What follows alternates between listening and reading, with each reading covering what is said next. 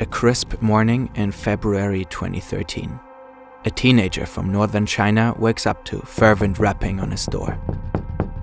Let's call him Doug. Doug is in his final year of high school.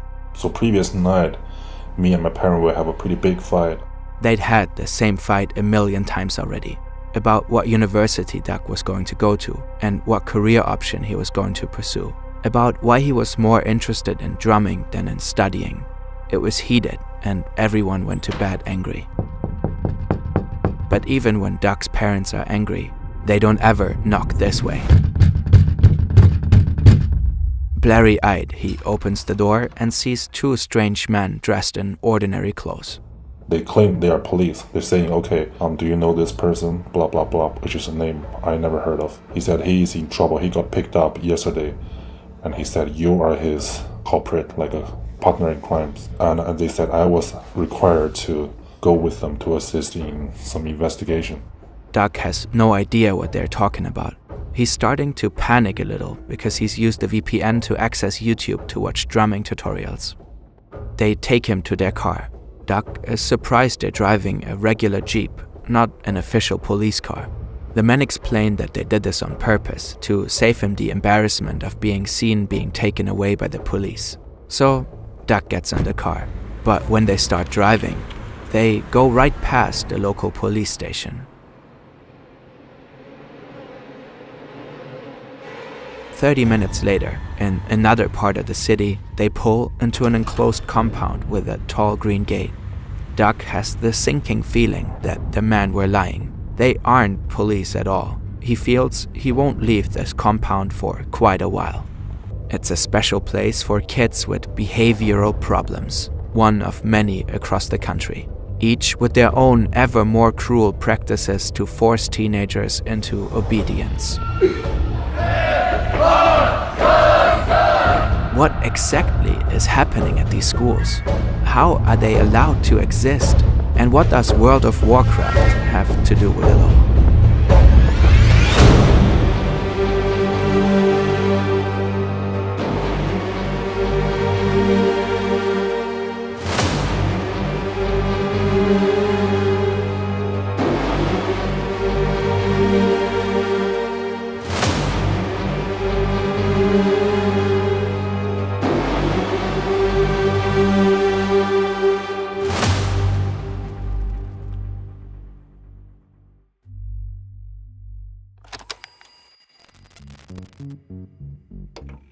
China in the early aughts.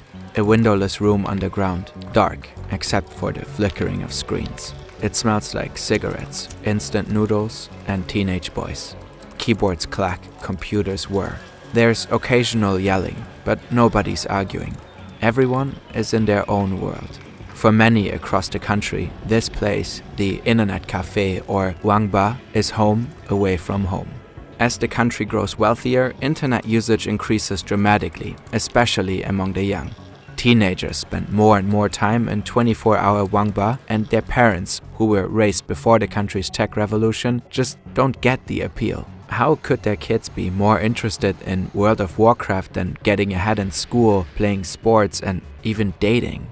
Parents are growing seriously worried. China is an increasingly competitive society. Many see good grades as the only ticket to a successful future, and the internet makes more and more negative headlines in the country. Teenagers setting a deadly fire to an internet cafe for being denied entry. Teens apparently dying of exhaustion after 20-hour sessions. A moral panic over the dangers of the internet is emerging. In 2005, a Beijing judge states that over 90% of crimes committed by under-18s were because of the internet. A pretty wild guess, considering that at that point, only 10% of the nation is even online. By 2006, the Central Committee of the Communist Youth League proclaims that internet addiction is a severe social problem that could threaten the nation's future. The government claims that internet addiction is now the #1 public health threat to its teenage population. Something must be done.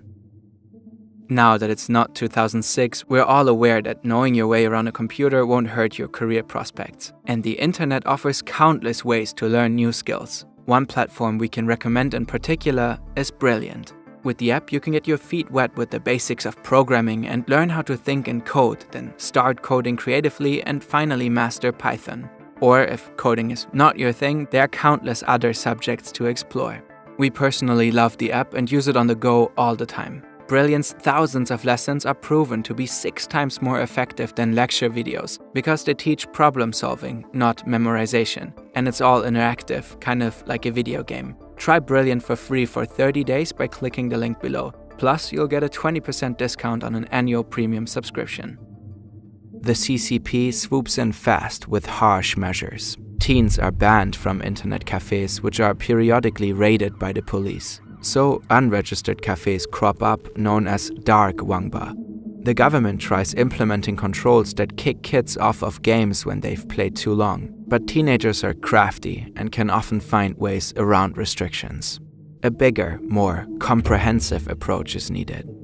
In 2008, internet addiction, or Wang Yin, officially becomes a clinical disorder.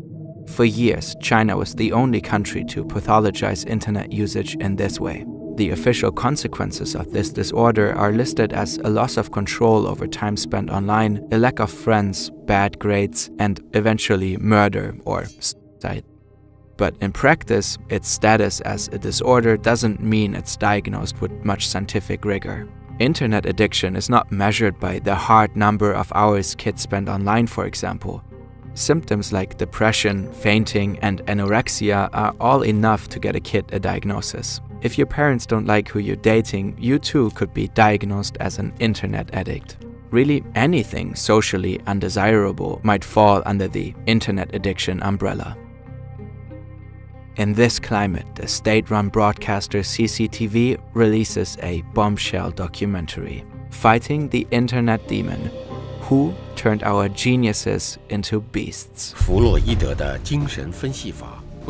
It condemns online games like World of Warcraft as digital heroin. It aims to raise awareness about internet addiction as a widespread social problem. And most importantly, it glorifies the virtues of a very particular kind of treatment. Military-style boot camps that will rehabilitate kids with a tough love combo of therapy, medication, and physical training. The first camp was set up in 2006 near Beijing by a famed colonel in the People's Liberation Army, Tao Run. Tao Run is celebrated for his work in rehabilitating drug addicts at similar boot camps.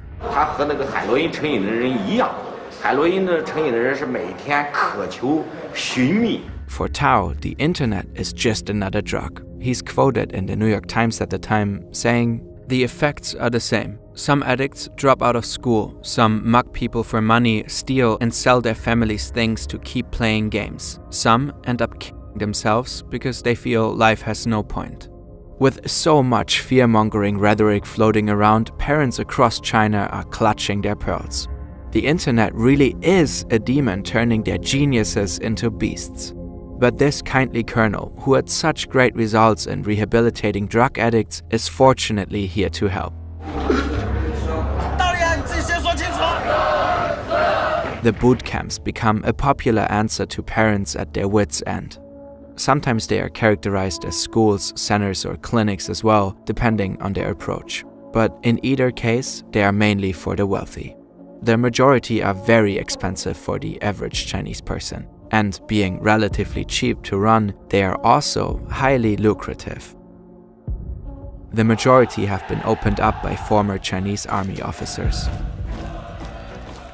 The Fighting the Internet Demon documentary praises one facility in particular, in the Shandong district in eastern China.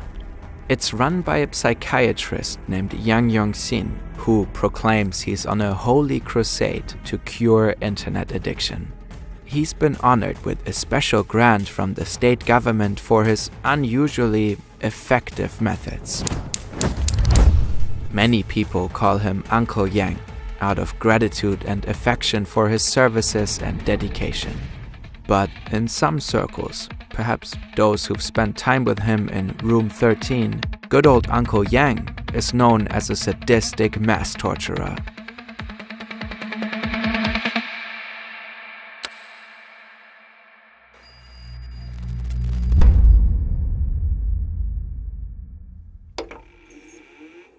Back in 2013, Doug finds himself in an enclosed compound.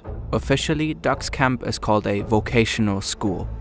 I was required to partake in the formal routine, which is waking up in 7 a.m. There's morning exercise, which is like jogging, marching pace around the schoolyard, which is kind of like a prison.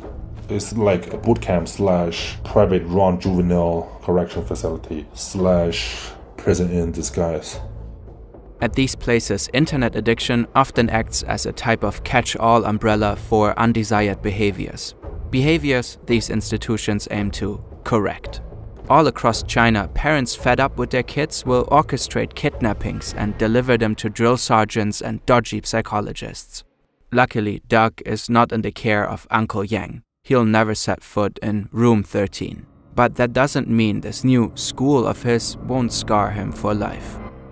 And they explained to me, you're here because your parents think you are on the edge, that you need to be sent here to correct your behavior. He doesn't know how to feel about the fact that his parents sent him here. Are their family problems really grounds for getting locked up? I feel angry, I feel helpless, and I wanted to run, but at that point I was still shocked and too confused to know what's going on. I thought, like, where is this place? Why am I here? I asked them, can I leave? And they said, you're not free to leave, and don't even try to run, because when you try it, we will tackle you down and you will be watched 24/7. And I was like, okay, I don't want to suffer any physical damages, so I just complied to whatever they said. I just followed exactly what they told me. Doug describes the school as 5 stories high, barricaded by a tall green gate. The compound is surrounded by a 3-meter wall topped with iron wire. Inside the facility, Doug quickly becomes absorbed into the grueling, repetitive activities. While we couldn't independently verify all of the details of his particular camp and experiences there, his account is very similar to the many testimonies of other former detainees of similar camps. Doug describes an ongoing cycle of military-style drills, mandatory therapy, and pointless lessons where the teacher would just hit play on the VCR. Like any prison, the food is terrible. And as Doug describes it, hygiene standards are also questionable. Though the detainees are constantly doing exercise, they're only permitted 1 shower per week. He has no contact with his family, his friends, or the outside world in general. Doug is surprised that not everyone is a teenager.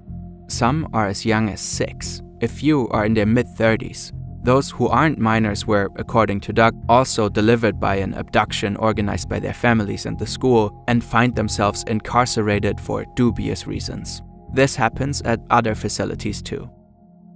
Doug quickly discovers there's a pecking order amongst the detainees. Students that's been there longer, who is more acquainted with the rules, putting forth some kind of discipline on other students, and the caretaker would turn a blind eye on what is actually happening. So there is a lot of bullying, there's a lot of physical abuses happening, especially when you are new there. They will try to discipline you. He says that guards would encourage kids to physically keep each other in line. At one point, an older detainee struggles to keep up with the demands of the drills. As punishment, the caretakers forced other students to drag him around while running. There are ways you can gain approval from the guards, however. There are Stockholm syndromes. So everybody is trying to win the favor of the caretaker just in exchange for better conditions. For example, you get certain privileges. You can get more food when you're at the canteen. You get to skip the regular routine to help out in the kitchen, just like that. So at a certain point, there's one guy who is, I think he started this trend by giving the caretaker like a back massage. So everybody just kind of follows him, like, hey, would you like a massage? We can give you that. Unfortunately, I was one of the followers of this trend. The overall experience was deeply traumatizing, but Doug sees some merits in it.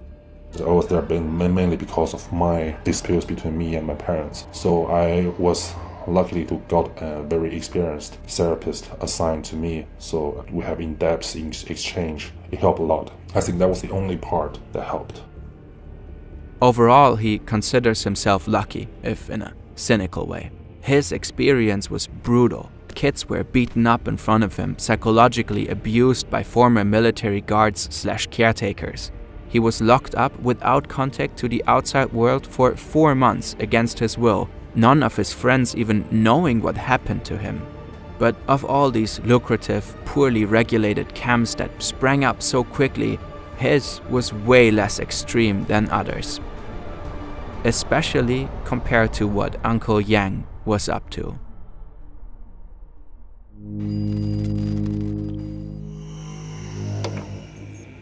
The psychologist Yang Yongxin, good old Uncle Yang, is claimed to have been concerned with the effects of internet addiction as far back as 1999.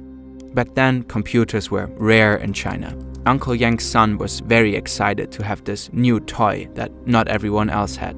But then his son started spending more hours playing games than studying. It grew into a problem, and for Uncle Yang, it was clearly something that needed psychiatric support.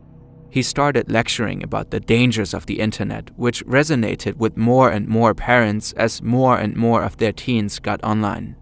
In 2006, Uncle Yang was granted a wing at his local hospital to set up the first clinical treatment center for internet addiction. In contrast to Tao Ran's focus on military-inspired discipline, Uncle Yang's approach emphasized medication. He developed a psychiatric treatment that he called brain waking.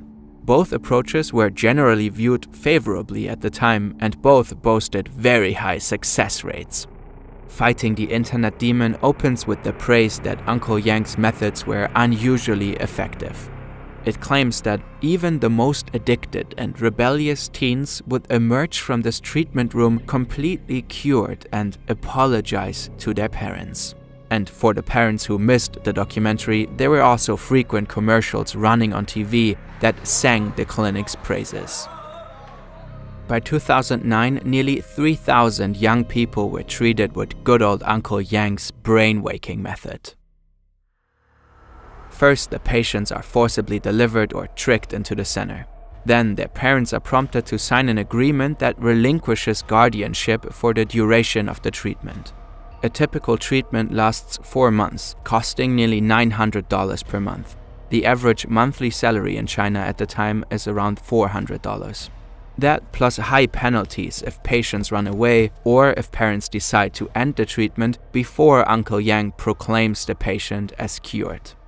Brain waking consists of a total detox from the internet, morning lessons, exercise in the afternoon, and a combination of antidepressants, sedatives, and traditional Chinese medicine. The morning lessons are essentially public humiliation sessions, where the patients are collectively criticized to the soundtrack of dramatic music and their sobbing parents. All of that, and frequent trips to Room 13. Room 13 is where the patients are administered Uncle Yang's very special treatment that made him famous. Only patients are allowed in, no parents. The patients are told that if they tell anyone about the method, the treatment won't work and Uncle Yang will have to start over. With the calm conviction of a man who believes he's fighting a holy crusade, Uncle Yang attaches electrodes to the patient's hands and temples. It doesn't matter that he's not licensed to administer electroshocks. He's fighting the good fight. The children's minds are unclear, so he needs to use microcurrents to clear them. A mouthguard is inserted to prevent the patient from biting off their tongue.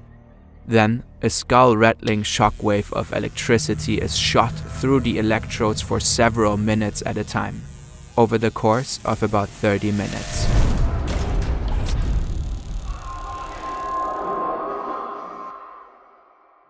In the rare, last resort cases that electroconvulsive therapy is still used nowadays, a shockwave is usually sent for just a few milliseconds, or maximum 1 minute.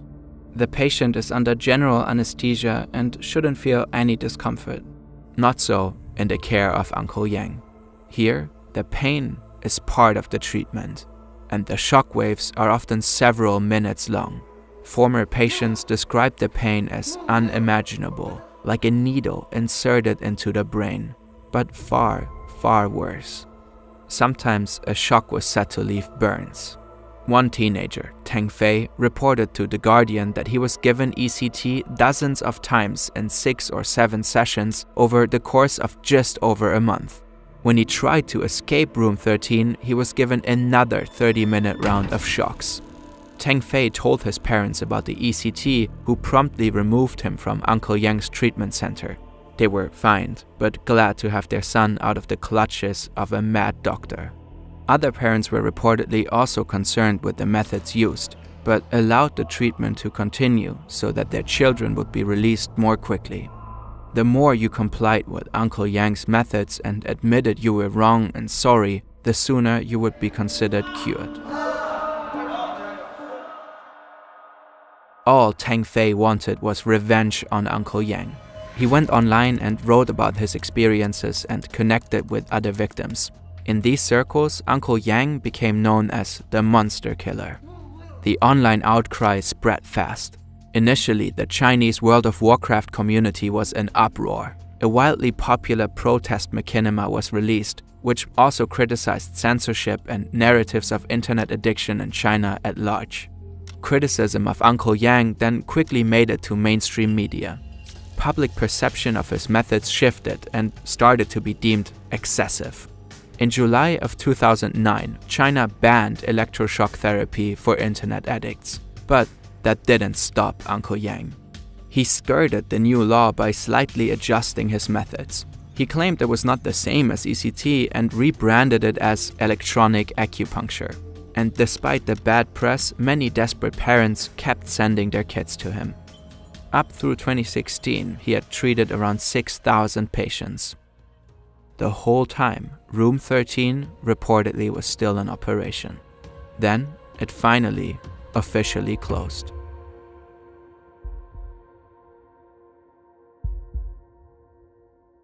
We could not find out what Uncle Yang is up to today.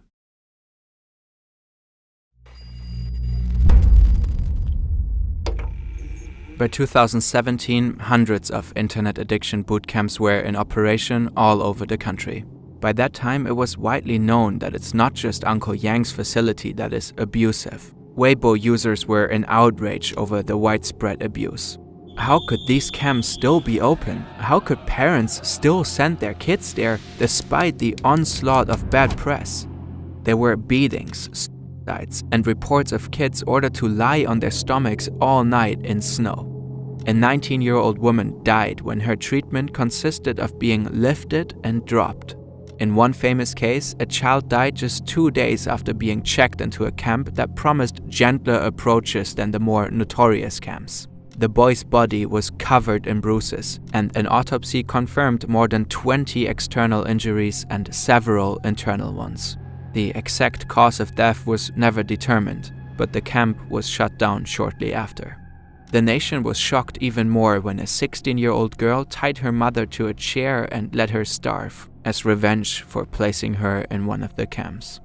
One camp came under fire when former detainees revealed that children were repeatedly placed in 10-day solitary confinement. The camp was shut down and the founder was jailed. Solitary confinement is in violation of the China-ratified UN Charter against torture. But some camps were not condemned for this practice, most notably the first, Tao Ran's, a camp that was funded by the government.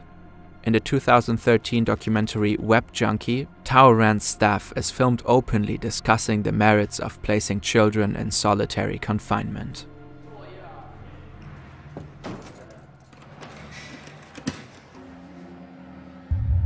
In fairness to China, it's not the only country with rehabilitation camps that function more like prisons with widespread abuse and torture. Most notably, the troubled teen industry in the United States is alive and flourishing, despite an ongoing media frenzy around its horrific practices. These are alleged to include beatings, starvation, and solitary confinement. But a key difference is that in China, the camps have stronger ties to the government and military. Duck is in no doubt that the CCP was well aware of how his school operated. Just for my own safety and well-being, I don't think I can make any commentary about CCP itself, but what I can tell you is that almost everywhere In every education facility, there's got to be a party branch. Any major university, any primary school, either public or private, they got to have a sector. A 2022 report in Sixth Tone, a state-owned Chinese newspaper, asserts that abusive internet addiction camps still exist. Some of the most notorious camps simply changed names or addresses and continue to operate.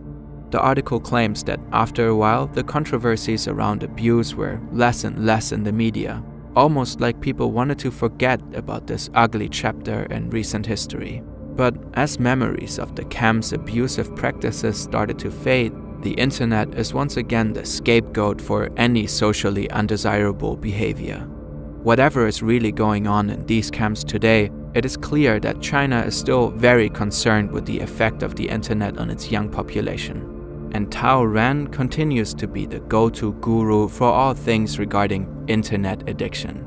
In fact, he's starting to publish scientific papers that are gaining traction in the United States and other countries.